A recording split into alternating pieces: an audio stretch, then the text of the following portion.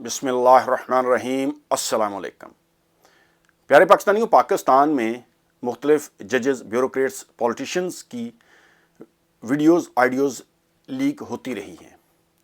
अभी आज एक नई वीडियो लीक हुई है और इस बार पाकिस्तान मुस्लिम लीग नून के मरकज़ी रहनुमा, सीनियर सियासतदान और पाकिस्तान के सेनेटर जनाब परवेज़ रशीद साहब की वीडियो लीक हो गई है, जिसमें वो ऑडियो कॉल कर रहे हैं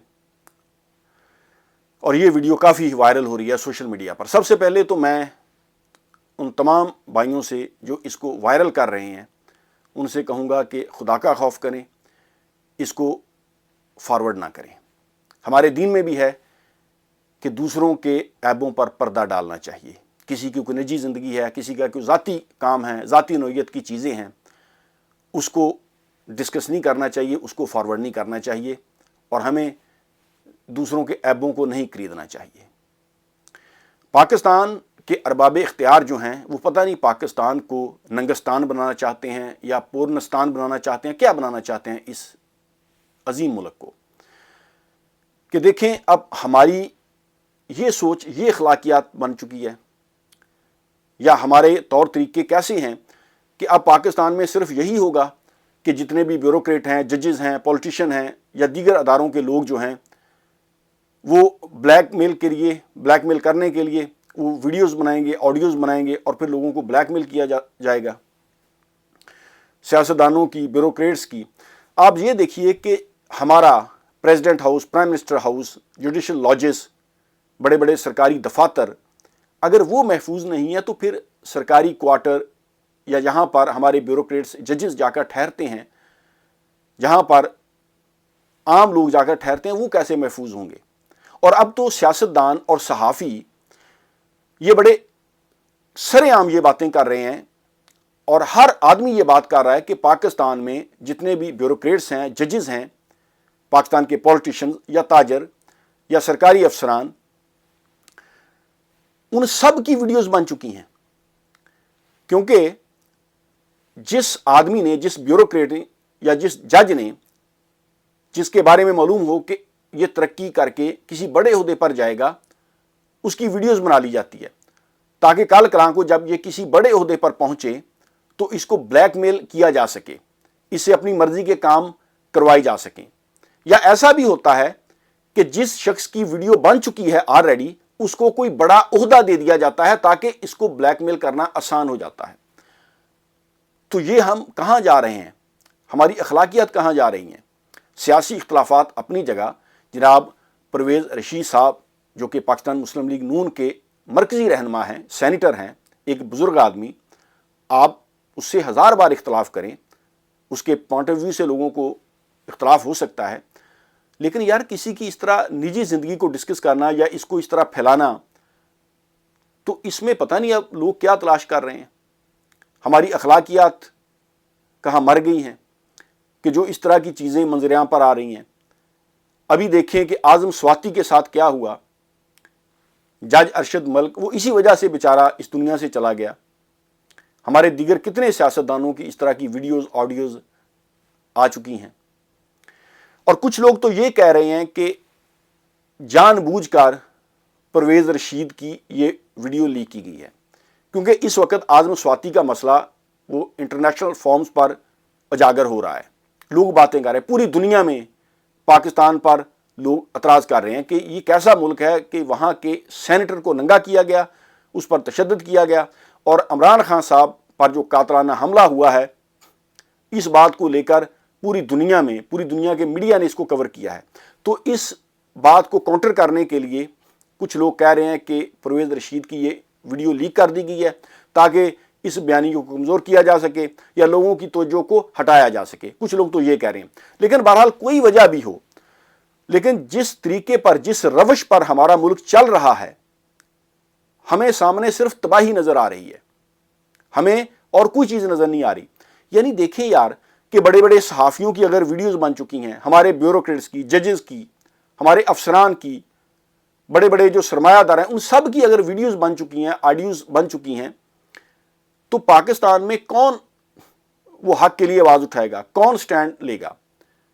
इस तरह तो ब्लैकमेलिंग चलती रहेगी और इसी वजह से हमारा मुल्क जो है वो तरक्की नहीं कर रहा, क्योंकि जितने भी बड़े बड़े ओहदों पर लोग बैठे हैं, जो सरकारी रहायशगाहें जिनको फराहम की गई हैं, और वो बड़े खुशी से कहते हैं कि हमारे पास इतना बड़ा बंगला है, हमें गवर्नमेंट ने ये फैसिलिटी दी है।